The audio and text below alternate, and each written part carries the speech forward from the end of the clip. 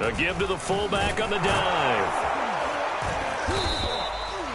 Not a lot of headway on that carry, but when you're dealing with a defensive line that can cover up your center, sometimes you got to think about getting out of that play. Not going to be a lot of space when that happens.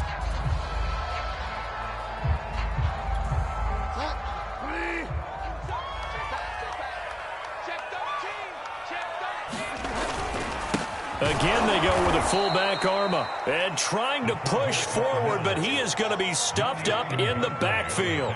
They give those 2 yards right back, and now they're looking at a 3rd and 10.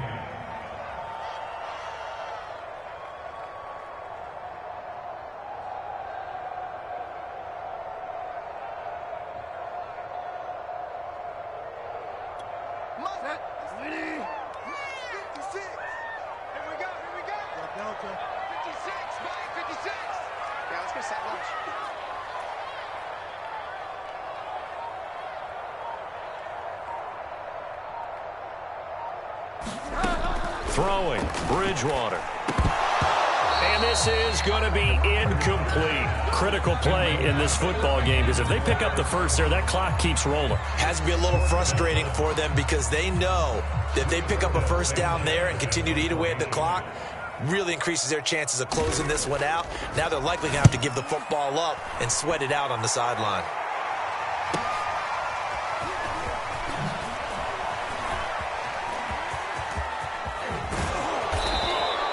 A great return there, bobbing and weaving his way for 31 yards. And it'll be Dolphin football.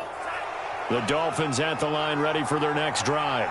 Well, the defense got its job done, forcing the punt. Now the formula pretty simple. They need to find the end zone here. A field goal doesn't help them much. And he is down at the 48.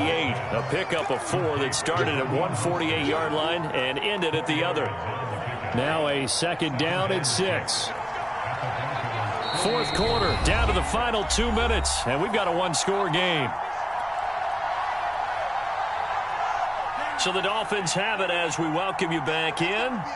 They come up on a 2nd down now in a game that looks like it's going to go down to the wire. He's letting this one go for Fuller. And this a leaping effort, but it's knocked away and incomplete. That would have been a tough catch, but in this 2-minute drill, those are the ones you really hope your guys come up with. Yeah, you don't want your guy to be able to take the out because it was a tough catch. You needed him to come up with that one, because if he does, it alters the perspective of this 2-minute drill, doesn't it?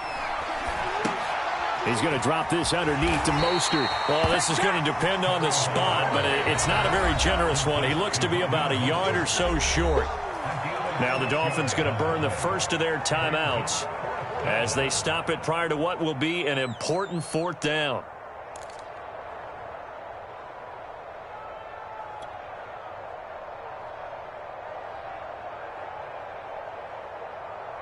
Down 7, and they've got to go for it here on 4th down. They'll try it now with Mostert, and they are going to stop him on 4th and 1 as they'll wind up going backwards. They had to go for it with such little time remaining, and the Broncos will take over on downs. The Broncos onto the field, ready to start their next drive. And this one now not quite over yet. Still 2 timeouts remaining defensively. And, boy, having that 3rd timeout would have really helped here. Another example of why coaches really stress saving your timeouts for when you absolutely have to have them. They go over this all the time. Here's one of those situations.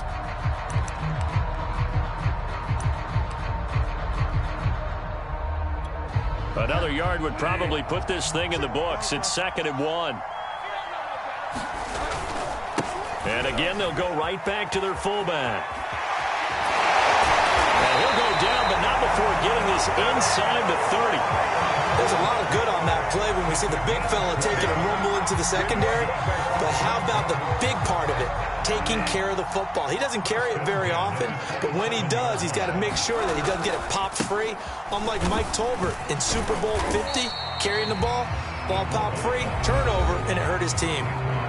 Now the Dolphins will use the last of their timeouts as they'll talk things over prior to this upcoming 2nd down play. They've gone to their fullback quite a bit. He'll get it again. A gain of 2 there on the heels of a 1-yard pickup on first. Not much on that run, Charles. No, that's exactly the way to execute a run blitz there. They guessed correctly that they would move the ball on the ground, honed in on it, and stopped them. Mark that down for a win in the defense's column. And he will be very close to a first down, but I see the closed fist of the referee, and that means 4th down. It's a gain of 7, and that's going to make it 4th down.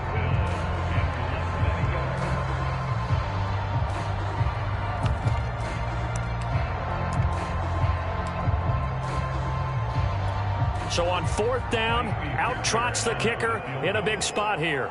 This to make it a 2-score game.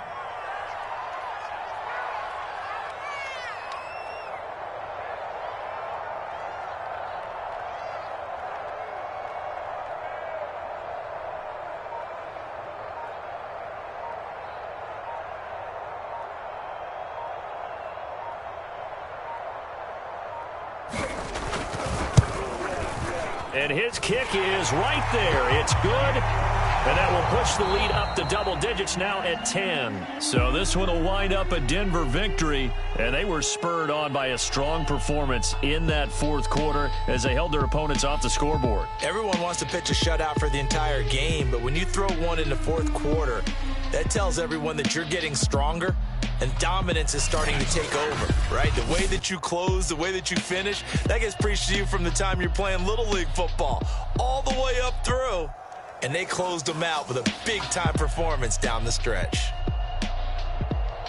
So for the Broncos, they'll wrap up on a high note, but will still finish 3 games below 500 at 7-10. And by just about all accounts, not the type of year they were hoping to have.